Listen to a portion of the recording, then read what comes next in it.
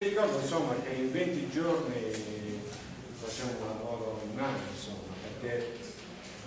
come aveva detto Gigi, dovevamo calcolare in tutte le zone censuarie della mappa della perimetria,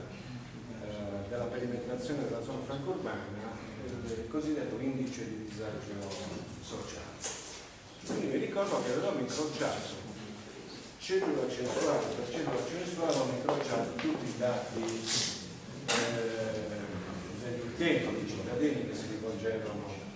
in assessorato, e avevamo incrociato i dati della legge sugli affitti, la 431, incrociato i dati di tutti i contributi economici dati a qualsiasi titolo, avevamo fatto anche la fotografia delle 1100 domande che erano pervenute l'anno prima per il bando sul fronte da esterno. Insomma, alla fine riuscimmo a fare questo lavoro faticosissimo e praticamente gli uffici calcolavano in effetti l'indice di disagio sociale nella perimetrazione della zona franco-urbana era salita del 29%.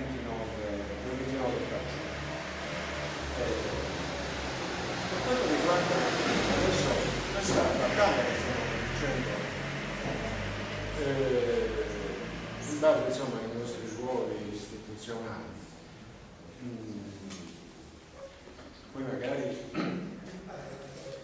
Enzo Pazzella, che è un mio collega di consiglio che fa parte della commissione del lavoro, magari nel suo intervento lo può anche ribadire, anzi lo saluto proprio per la sua partecipazione. Tra l'altro Enzo, il consiglio di Cagliari ha detto proprio nel collegio di Sant'Elia, che è proprio la zona di Cagliari, insomma, che con i propri parametri, i propri indici ha dato la possibilità di essere inserita. Noi il 5 di novembre avremo l'indizione dello stato di crisi socio-economica e occupazionale della provincia di Cagliari. Avremo un consiglio provinciale aperto alle organizzazioni sindacali confederali, la Confindustria, la PISAR, insomma tutte le associazioni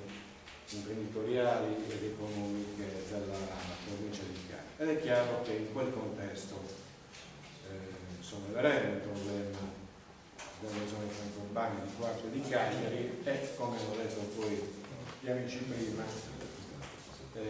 anche delle città i cui domande erano state dichiarate ammissibili, in questo caso non a Semini ma Serapis. Allora è chiaro che lì, dopo l'illustrazione dell'ordine del giorno sulla crisi occupazionale, noi tenteremo poi di fare un documento da far sottoscrivere insomma, a tutti gli attori sociali che parteciperanno e che interverranno con i loro interventi, e cercheremo anche lì di inserire nel documento finale di questo ordine del giorno la possibilità insomma, che la Regione possa intervenire e